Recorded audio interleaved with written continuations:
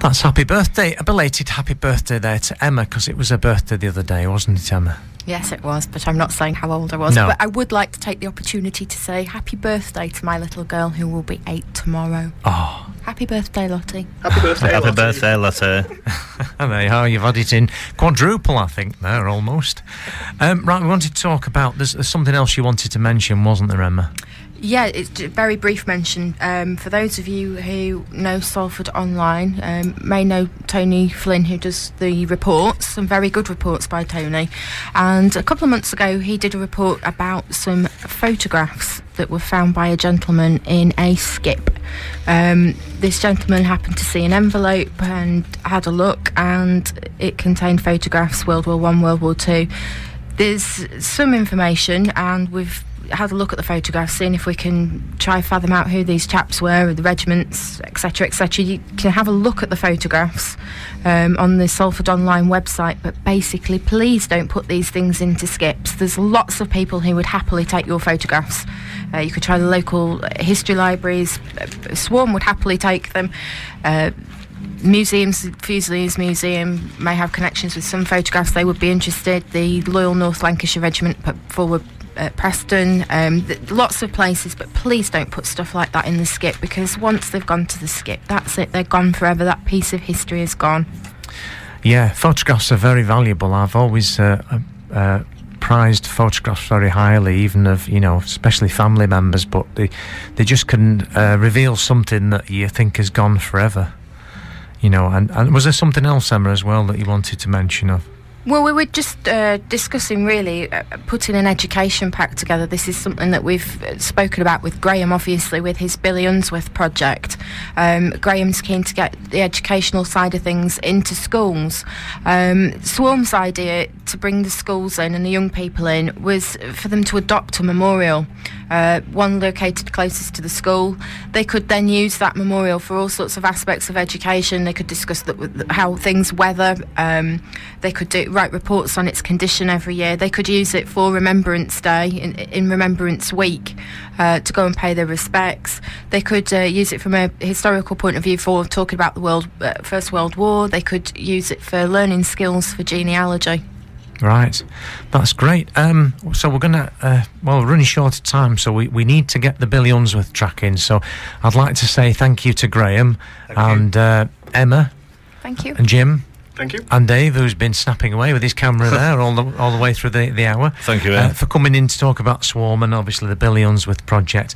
And this is the record that Graham did with his band, the Ratcatchers, the Ballad of Billy Unsworth.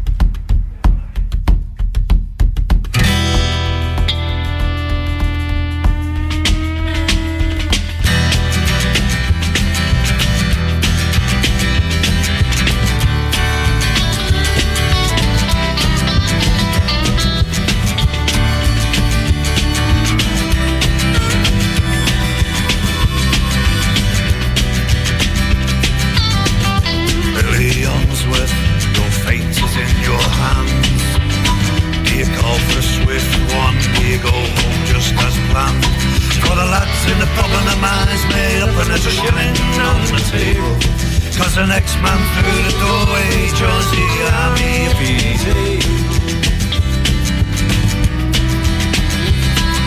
Serving king and country, something Billy's done before.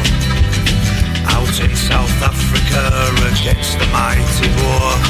Back home again in Salford, Billy wed his sweetheart bride. Bella and the children now have him by their side.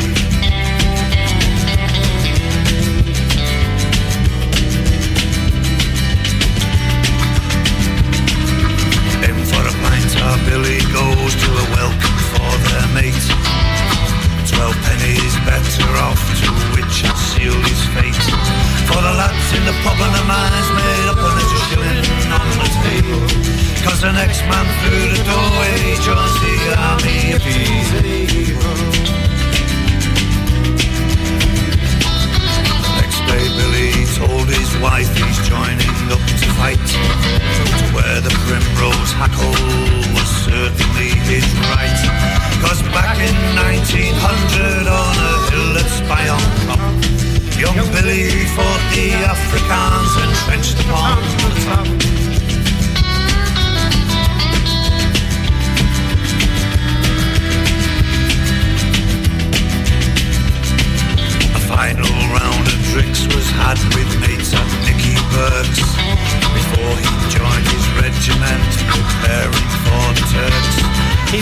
left a few belongings and memories of home.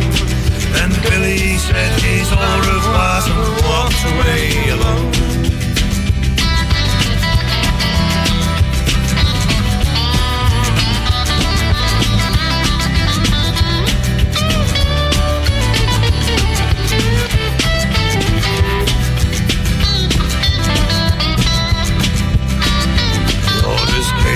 Godalming for the Fusiliers to move. Battle scars among the lads, for this they had to prove that the brand new khaki uniform, the helmet and the gun would see these virgin warriors through battles to be won.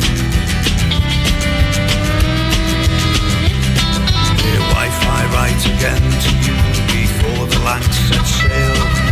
Say, have I forgotten you already in your mail? My thoughts are always with you and my mind's not on the task. I still remain your loving man, you shouldn't have to ask.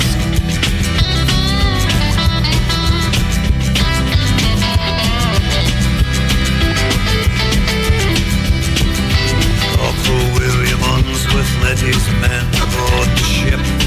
He checked all their equipment, preparing for the trip. Once settled down, he looked around and realised just then how many of these innocents will see their home again. It's now the 13th of July, their first stop in the Med. The boys know where they're going now, realising what's ahead.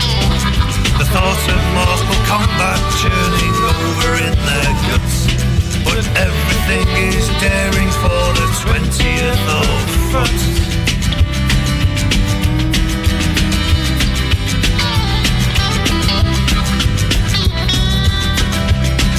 The 6th of August soon arrived to land at Suffolk Bay.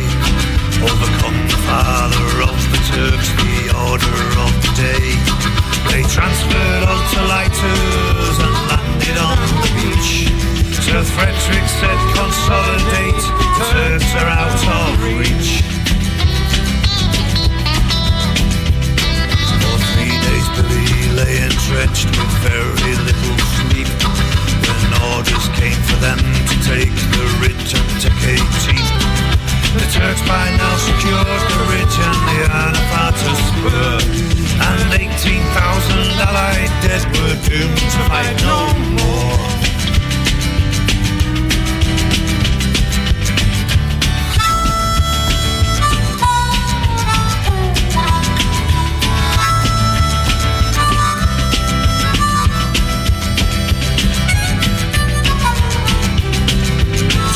First of August, General Hamilton had planned one final last offensive to seize this devil land. The Lancashires and Manchesters were fighting side by side through the ridges and the gullies where so many men had died. Billy fought his way towards the haze on Chocolate Hill. With all the very latest